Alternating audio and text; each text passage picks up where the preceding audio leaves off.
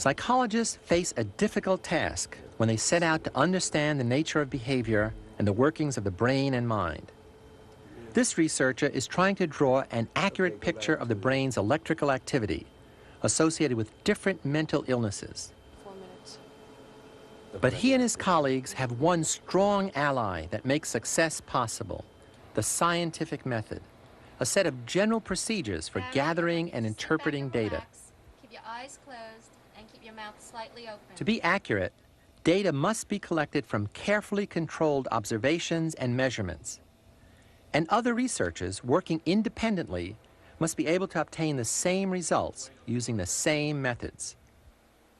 What kinds of places do you usually go to when you want to meet somebody either that you want to have a relationship with? Interviews, surveys, questionnaires, and psychological tests are some of the methods psychologists use to explore our personalities, values, talents, and the effects of our environment. Take, for example, the work of psychologist Christina Maslach of the University of California at Berkeley. She applies research methods to study job burnout, where stress, lack of support, and negative self-evaluation impair job performance and personal well-being. Dr. Maslach uses psychometric research, a system of developing a standardized method for collecting data and assessing psychological phenomena. This is research that started in the real world. But what it meant was that we were doing interviews, we were doing surveys, we were going out into the workplace, trying to understand what it was that people were experiencing. Look at this one. We would then develop new versions of the surveys or interview questions, and eventually began to develop a standardized measure of the phenomenon that we were getting. And so there was a whole period of psychometric research. We got terrific results in terms of how many people... By refining her methodology, Dr. Maslach has developed a scale to measure job burnout. The scale is a practical implementation of her research that she brings into the workplace to assist others in making their work environments more effective.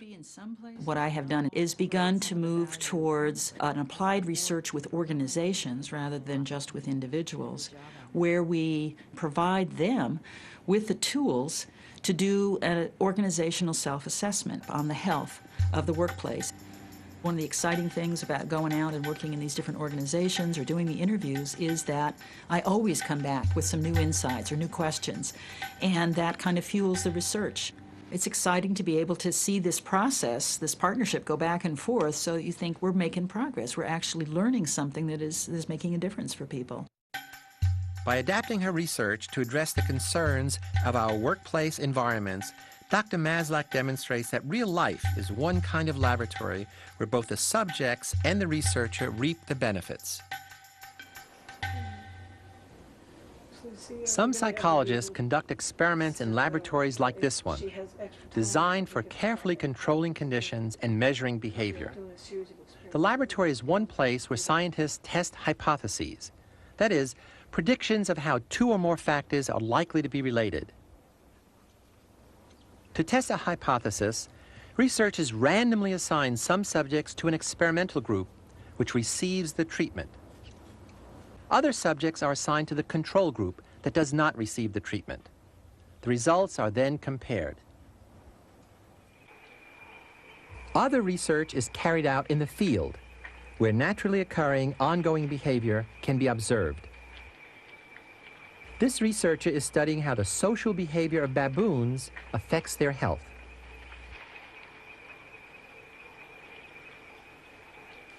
Looks like an FB-111. Psychological research is also conducted in locations as unusual as this Air Force flight simulator. One of the most important tasks you can be asked to perform as a fighter pilot is to visually identify features and markings on another airplane. If you'd look at the aircraft, cover your left eye, and read what you see, please. All right. F, D, P, L, T. Wherever it happens and whatever methods are used, basic psychological research carried out scientifically gives us a good shot at the truth.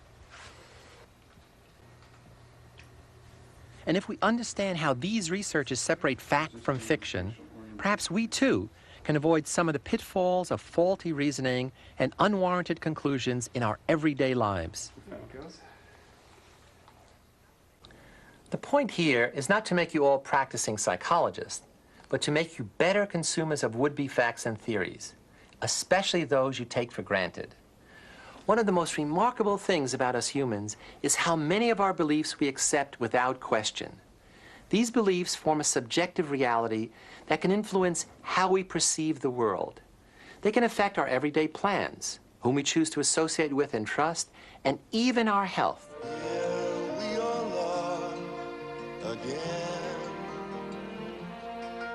Some of our beliefs come from our culture. For example, what it teaches us about male and female roles, beauty, and courage.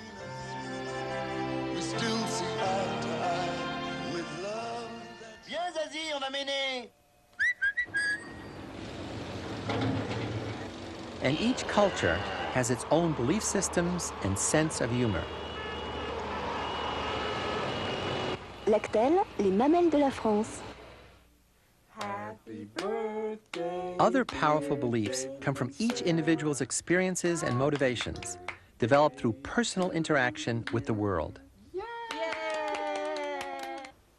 Our individual experience may also include the learning of critical thinking skills so that we can test our beliefs against scientific understanding.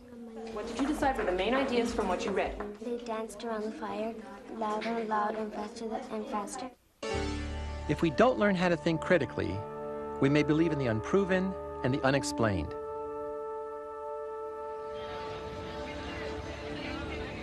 Or become willing recruits in a never-ending stream of religious, social, and political cults. True believers who blindly accept authority rather than think for themselves. Research reveals that for many of the 25 million Americans without high school diplomas, the world can be a confusing and threatening place. These people often feel that they are controlled by fate and can do little to control their own lives. Many of them are also inclined to believe in psychic predictions, mystical forces, and cosmic signs, as do some better educated people. In fact, belief in mystical forces, such as Haitian voodoo, can be so potent that it can transform psychological and biological reality, for better or for worse. It can sometimes cure the sick or kill the healthy. At the Johns Hopkins University, common features shared by miracle cures, faith healing, political and religious conversions, and psychotherapy are studied by research psychiatrist Jerome Frank. All forms of psychological healing, that is trying to influence people through words, share certain common healing features. I guess the first of those is a kind of relationship with a healer, a person who inspires confidence in the patient, makes him feel he can trust him, inspires the patient's hopes, is a very important ingredient. And then there's always a healing setting of some kind, almost always, a shrine, let us say, or a doctor's office, or a clinic even. My feet were sort of cemented down to the floor. Inaction, frozen. There is a third that I guess they have in common, and that's they increase a patient's sense of mastery, of control over what's happening. See, the thing human beings can least stand is chaos. That's the most frightening experience there is. And anything that gives people a sense that they're in control again is a very important boost to their morale. And mentioning that one brings up a common feature of all these procedures, and that is if they work at all, they do it through arousing the person emotionally. He feels things as a result, happy or sad or frightened or angry. Mainly, I would say relief. Sometimes anxiety, because you get into areas that make him more anxious, make him or her more anxious than before.